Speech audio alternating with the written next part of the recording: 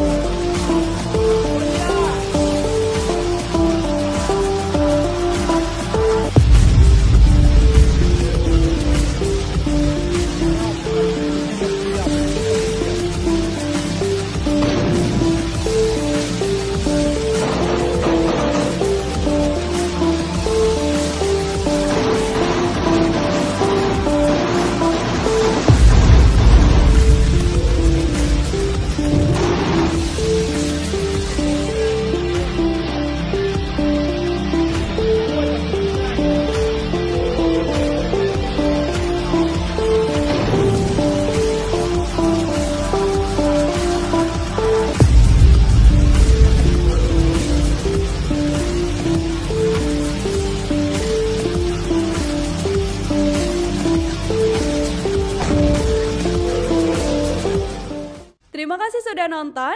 Jangan lupa like, subscribe, dan share ya.